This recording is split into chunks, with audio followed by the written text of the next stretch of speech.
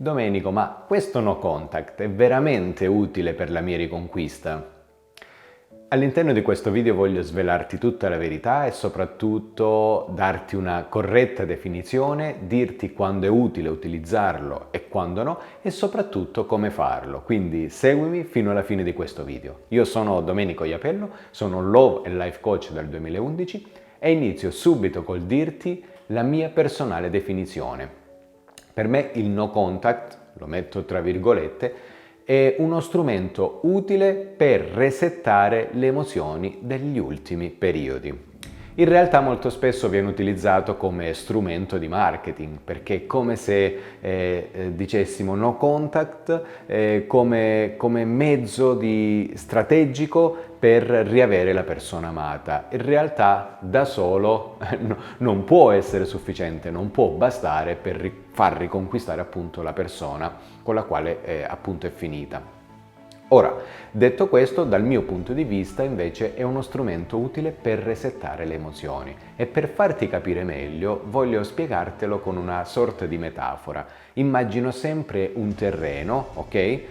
Pieno di sterpaglie, pieno di ferri, pieno di sassi, di massi e di tutta quella robaccia che non permette di poterci piantare sopra qualcosa. Il no contact è quello spazio di tempo che ti permette di metterti una tuta, andare con gli scarponi, infilarti in questo terreno, ripulirlo da tutto quello che c'è sopra e poi iniziare a piantarci qualcosa. Ecco, questa è la mia personale definizione. Un'altra domanda importante alla quale voglio rispondere è se il no contact è sempre utile. In realtà no.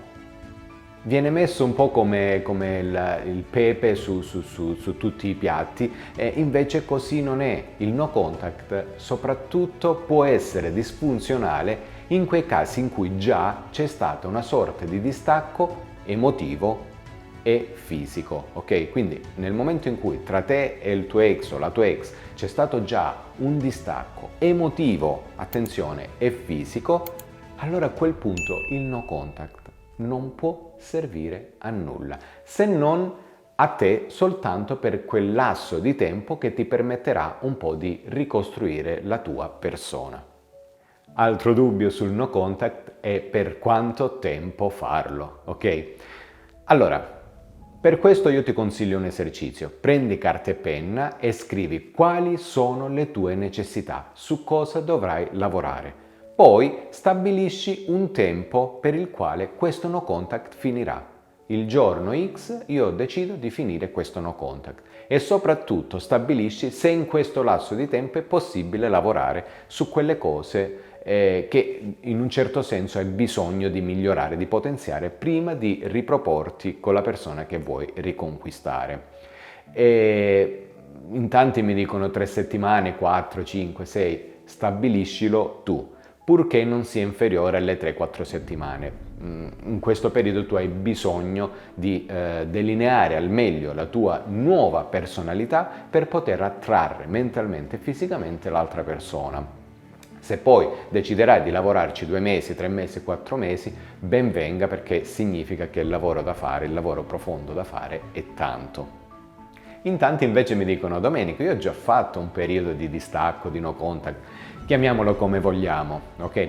In quel caso io ti consiglio, a questo punto, se hai definito tutti i passi, tutti i passetti, un po' come ti dicevo al punto precedente, e hai apportato miglioramento nella tua vita, sia dal punto di vista emozionale, sia dal punto di vista comunicativo e sia dal punto di vista attrattivo, allora puoi iniziare la fase di ricontatto con la persona che vuoi riconquistare. In questo caso, se sei arrivato fin qui, ti consiglio questo video che ti spiega proprio come ricontattare l'ex dopo la rottura.